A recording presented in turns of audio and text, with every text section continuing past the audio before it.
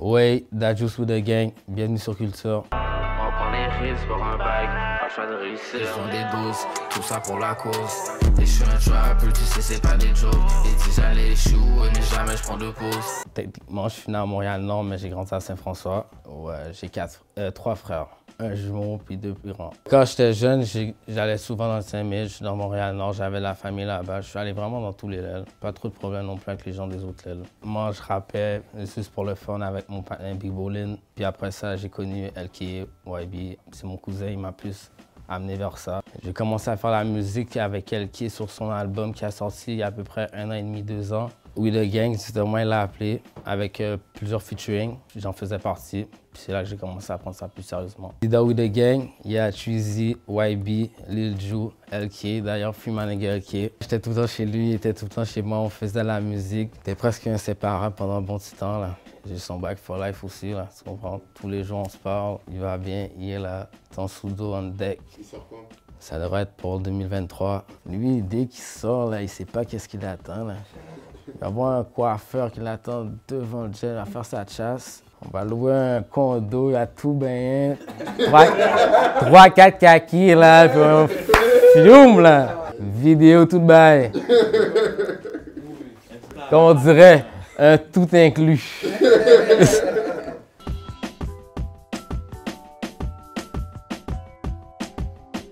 La question est tellement corsée, il faudrait que je m'allume un haut de lèvres, là. Je relaxe. J'estime lui dire, c'est un real nigga. Moi, j'ai perdu un de mes amis. Mon meilleur ami, j'avais quoi? 18-19 ans. Puis jusqu'à aujourd'hui, je vais le voir chaque année, chaque mois, si je peux, chaque semaine, si je pourrais, là, tu comprends? Tu vas sur sa tombe chaque fois? Exactement, depuis 5 ans, là. Il s'appelait comment? Tijan, R.I.P. ma nigga Tijan. Il est mort, il y a eu un incident, puis il est mort, tu comprends? Moi, c'était un de mes bons partenaires. Moi, sa fête, c'était 3 jours après moi, tu comprends? Puis on était vraiment proches. T'étais où quand t'as appris la nouvelle? J'étais chez moi, je l'attendais. Parce que chaque matin, on se levait, on fumait notre dingue. C'est sur Snapchat, j'ai vu Petit Jean. Moi, tout le matin, je l'appelais sans arrêt, sans arrêt. Je sentais qu'il y avait quelque chose de bizarre parce que mes pressentiments ne mentent jamais, tu comprends, mais je pensais pas que c'était ça. Puis j'ai appelé un autre de mes bons amis, Wes. Il est venu me chercher, commencé à fumer paquet de dingue. On s'est rendu sur les lieux, on a vu, puis même là, je croyais pas. Comme il y avait le drap blanc, ils l'ont amené à l'hôpital, puis c'était vraiment... On a passé au moins 2-3 semaines devant chez lui, avec la famille. C'est comme ça quand tu perds un frère, tu comprends. Déjà, quand j'étais jeune, il y avait un incident avec mon frère, ça avait fait tirer, puis j'ai fait le perdre aussi, tu comprends. Elle dit que je suis dans un film, quand je raconte ma vie. Et sur mes mains, c'est là je peux compter ceux qui sont partis. Un real nigga, là, tes parents vont savoir c'est qui tes amis. Tu peux venir manger chez toi. T'es pas là, ils peuvent rentrer chez toi. Tu peux le laisser là avec tout ton corps, toutes tes affaires, passer une semaine, il va rien toucher, là. Un real nigga, là, t'as ta femme, il voit même pas ta femme, même si ta femme est là. Un real nigga aussi, c'est se respecter aussi. C'est ça. Le respect, c'est tout, là. Le respect, c'est la première chose. Un fake nigga ferme jamais sa bouche. Il fait juste parler. Il gaspille sa salive, il gaspille son énergie. C'est comme une sangsue. C'est comme ça que je vois ça. C'était un rap.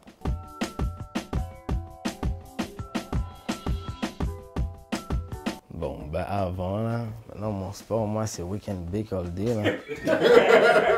Mais pour de vrai, on me parle d'une course, là. Je peux faire une course, là. Je te sprint ça, là.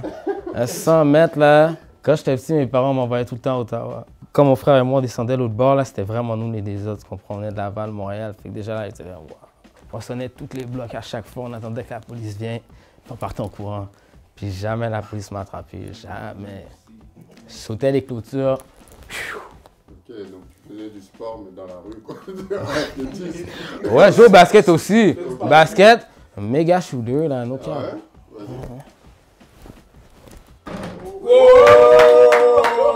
Vas-y. No cap. Kobe.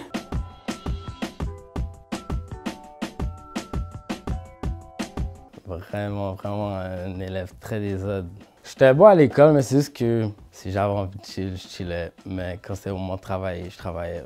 J'ai essayé de finir, j'ai fait presque tous mes examens. Puis après ça, pendant un temps, mon père était malade, fait que j'ai arrêté d'aller à l'école. Puis il me restait juste un examen, puis je suis jamais encore allé retourner le faire. Mais je devrais le faire. Tu aurais voulu faire quoi comme carrière s'il n'y avait pas la musique? Ça, c'est une grosse question. On ne peut pas la répondre parce que c'est une des raisons pourquoi j'ai pas fini l'école, parce que je savais pas qu'est-ce que je voulais faire. Parce que les professeurs, ils disent des bonnes choses, tu comprends? C'est juste que des fois, ils mettent pas l'énergie à la bonne place. C'est ça que je leur reproche. Puis des fois, il devrait comprendre que chaque élève, c'est un cas différent, tu comprends? Il y en a un qui parle plus, il y en a un qui dérange plus, il y en a un qui comprend plus, tu comprends?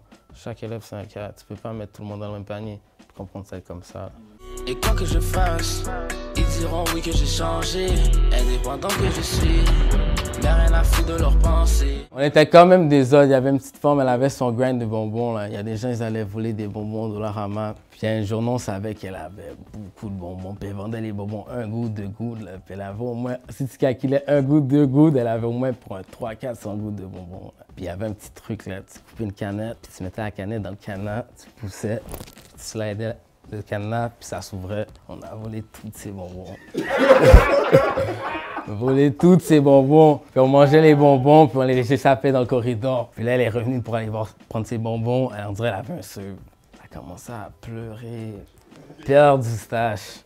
Puis nous, on riait, on mangeait ses bonbons.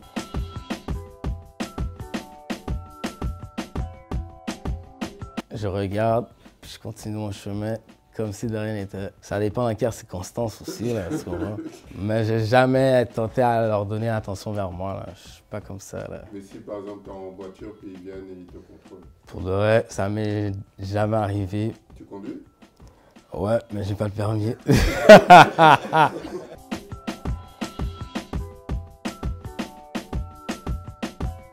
Pour de vrai, c'est up le rendez-vous quand tu veux. Moi, je suis ouvert. C'est tout. C'est tout. Je suis ouvert.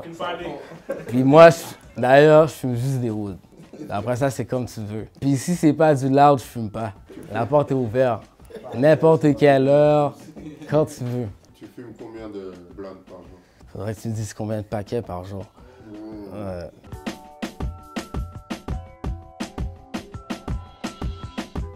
Moi, avant le rap, je jouais de la batterie, tu comprends? Fait que je jouais du compas. Pas tout le monde qui sait, mais ceux qui savent que j'étais très bon, puis j'aurais pu faire une bonne carrière aussi là-dedans. Ben, avec mon père, je jouais vraiment avec les vieux, tu comprends? Parce que j'avais un bon talent quand même. Tu jouais quel instrument? La batterie. Ton père chantait? Non, il jouait aussi une autre percussion, puis j'avais un autre grand frère qui jouait aussi une autre percussion. Ben, mon père était DJ aussi, fait que ouais, il faisait les mariages aussi. Des fois, il partait, il me laissait, je le remplaçais pendant 1 ou 2 heures. C'est normal, là, chez nous, la musique, on a grandi là-dedans.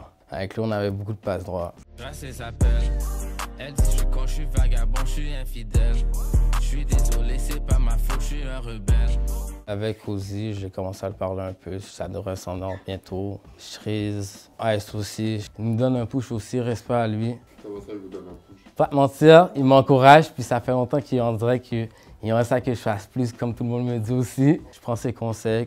J'essaie de faire plus pour cette année parce que l'année passée, à part, j'ai ses appels. J'étais très slow, mais c'est pour ça que pendant 1 an, j'essaie de donner beaucoup de choses. Juice Man et tout ça? Ouais, ça s'en vient. C'est sûr, on a déjà parlé, puis c'est sûr que ça va s'en venir. On vient du même quartier. Un bon partenaire à moi. Vous vous êtes connus comment? Quand j'étais jeune, j'avais peut-être 13-14 ans, peut-être même 12 ans. Quand j'allais chez ma tante, lui, il chillait aussi à côté. Puis c'est comme ça que je l'ai connu chez lui, jusqu'à aujourd'hui. Ils pensent qu'on vit dans le paradis. Désolé, je pense qu'ils ont pas compris. Pour là, j'être sur le stage, je veux faire les shows, c'est ça que je veux, là. Si l'année prochaine, je fais pas les shows, là, je retourne dans mon grind, là. Non, mais pour le reste, ça fait longtemps que je persévère là-dedans, c'est ce que vous savez pas, là. Comme quand mon père est mort en 2019, là, toutes ces musiques que j'ai faites, ça me ferait pas dans ce laps de temps-là, là. Comme Marathon, c'est durant ce deuil-là, j'ai fait ce hippie-là, tu comprends? Puis durant ce temps-là, j'étais vraiment dans mon grind, là. J'étais enfermé chez moi, je parlais à personne. Puis c'était mon grind, puis le studio, chez moi.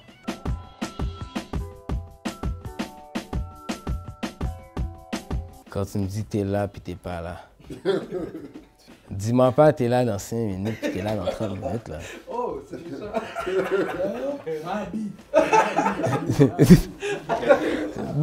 Non, en plus, j'avais une blague. Je disais en plus, on dirait les gars sont 6 dans la courbe.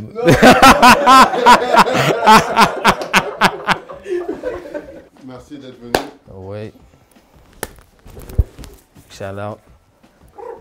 On prend les risques pour un bac, un choix de réussir. Ils font des doses, tout ça pour la cause. Et je suis un trapper, tu sais c'est pas des jokes.